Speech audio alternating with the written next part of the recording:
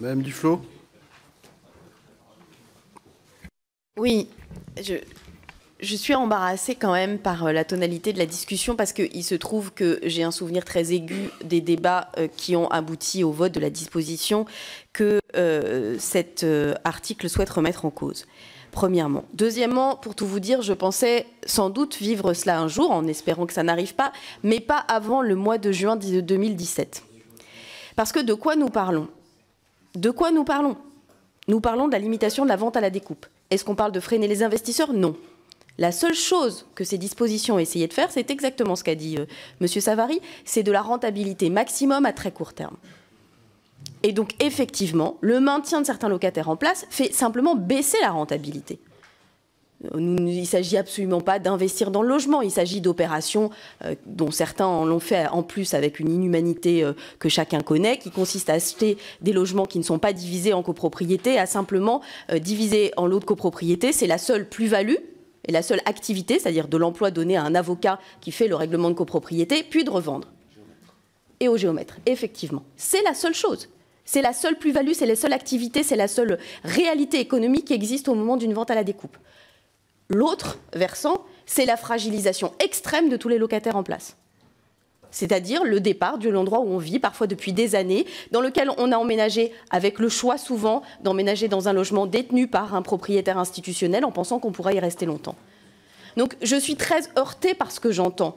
Je n'en veux absolument pas, même si j'ai moi aussi le souvenir très aigu d'avoir été la ministre qui freinait certaines initiatives de parlementaires qui aujourd'hui essayent, eux, de limiter les dégâts de l'article que vous proposez. Et je n'ai aucun grief à l'égard de ceux ici, parlementaires de la majorité, qui essayent de limiter les dégâts. Mais quand même, quelle formidable hypocrisie!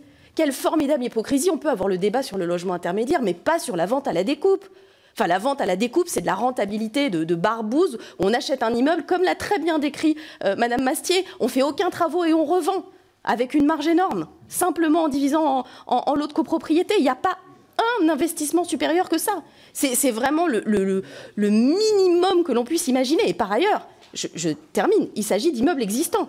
Ça n'a aucun impact sur la construction de nouveaux immeubles. Zéro. Zéro. Donc il y a... Là, il faut dire les choses et assumer. Je peux comprendre qu'on puisse trouver légitime d'acheter un immeuble et de marger à 20-30% en divisant et en se fichant des locataires qui sont en place depuis 25 ans. C'est possible. Mais je ne considère pas que ça peut faire partie d'un élément qui va favoriser la croissance et l'activité. Et là, il y a une hypocrisie autour de ce débat qui, moi, me choque beaucoup. Et je dis, j'étais préparée à ce que ça arrive. Comme je suis préparée à ce que, dans l'hypothèse que je n'espère pas, où cette majorité perdra en 2017, on remette en cause un certain nombre d'avancées que nous avons votées, que ce soit sur le logement ou sur d'autres. Mais le faire nous-mêmes, quelques mois après le vote de cette loi, après des combats homériques, après la mobilisation de tous les élus locaux, oui, majoritairement à Paris, et essentiellement des socialistes. Et c'était d'ailleurs un des engagements majeurs de la campagne d'Anne Hidalgo. C'est surprenant. C'est surprenant. Je le dis, c'est surprenant et c'est regrettable.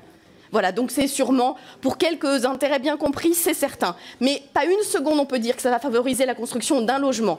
Cet amendement, tel qu'il est rédigé, va améliorer la marge de certains découpeurs. Point, ligne. Il n'a pas un deuxième objectif. Je préfère que ça soit dit. Et je le dis, je n'en veux aucunement à ceux et celles qui essayent de limiter la casse en faisant des sous-amendements. Mais je trouve vraiment, vraiment regrettable et dommage que la mobilisation des associations, des collectifs de locataires, des élus sur ce dossier qui avait trouvé une voie de sortie dans la loi Allure soit remis en cause de manière hypocrite et aujourd'hui. Je le dis parce que je ne m'y attendais pas. Voilà, il faut dire les choses, je ne m'y attendais pas. M. Carrèche.